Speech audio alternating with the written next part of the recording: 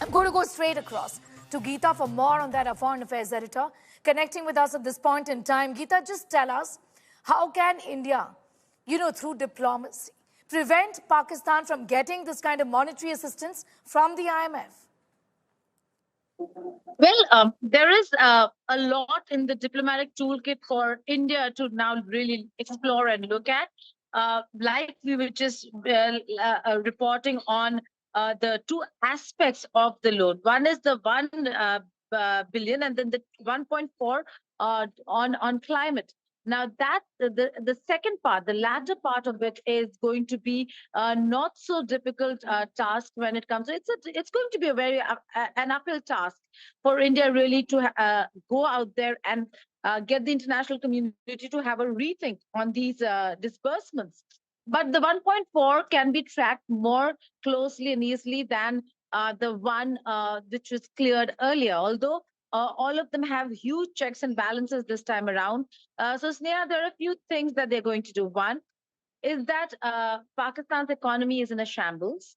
Look at the announcements that are being made of compensation and rebuilding of Muridke. The Indian administration has already said that Pakistan invests more in terror infrastructure and terrorists than in revival of its own economy. There will be enough proof that India will gather, and we are looking at how the diplomatic corps is going to approach the IMF. India is a contributor, not a country that takes loans from IMF, and therefore has a say. Although what has been rather disappointing is that while everybody has condemned the Pahalgam terror attack, there isn't any country that has actually come and stood with India, even on ensuring that this loan does not really go through. There are countries that have explicitly come out and expressed support for Pakistan. China, one of the biggest countries in terms of economy and emerging, growing superpower.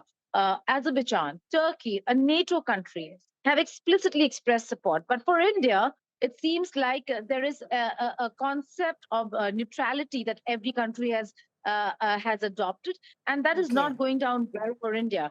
Maybe the approach of sending Indian teams from various political parties to various world capitals would be one of the ways and means to convince the countries to stop disbursing these loans, because there could be objections India would raise, but those objections should be met with support from other countries to stop disbursement. That's right. The fund funneling has to be stopped. And how can India do that when other countries are siding by Pakistan, but not so much so with India, is what Geeta is telling us. I'm going to leave it at that.